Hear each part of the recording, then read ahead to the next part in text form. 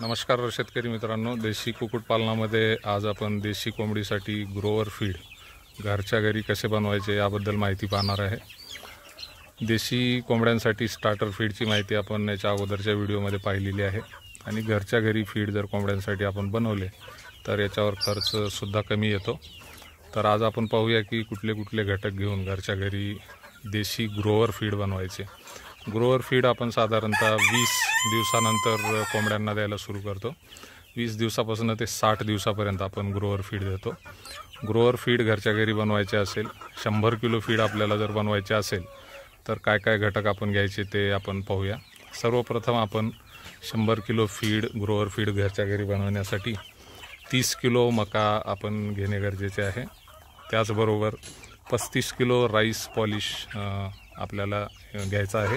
Rice polish आपल्याला rice मिलमध्ये मिळेल, जिथे आपण साळीपासून तांदूळ बनवतो त्या मिलमध्ये राईस पॉलिश आपल्याला मिळेल। त्याचबरोबर सोयाबीन जे आहे ते आपल्याला 13 किलो घ्यायचे आहे। मासळीचा चुरा जो आहे म्हणजे मासे, वाळलेले मासे, याचा चुरा आपल्याला साधारणतः 7 किलो घ्यायचे आहे। आणि गव्हाचा कोंडा जो आहे तो 13 किलो घ्यायचा आहे। गव्हाचा कोंडा आपल्याला माहिती आहे की आपण गहू दळून आणल्यानंतर पीठ चाळून घेतल्यानंतर वर जो कोंडा राहतो याला आपण गव्हाचा कोंडा म्हणतो, हा 13 किलो घ्यायचा आहे। आणि 2 किलो खनिज मिश्रण आपल्याला यामध्ये घ्यायचे आहे। खनिज मिश्रण मिनरल मिक्सर नावाने आपल्याला पशुवैद्यकीय मेडिकलवर आपल्याला हे मिळेल।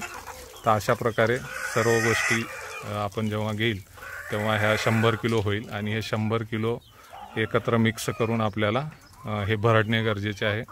याचा आकार साधारणतः साखरेचे कण जे असतात तर या कणासारखा आकार किंवा त्याच्यापेक्षा थोडा जाडसर आपल्याला हा आकार घेता येईल आणि घरच्या घरी आपल्याला हे ग्रोवर खाद्य बनवता येईल। ग्रोवर खाद्य देण्याची मात्रा जी आहे ती साधारणतः 3ऱ्या आठवड्याच्या नंतर दररोज एका कोंबडीला 30 ग्रॅम एवढे ग्रोवर फीड द्यावे आणि दर आठवड्यानी 10-10 ग्रॅम परत ही मात्रा वाढवणे गरजेचे आहे।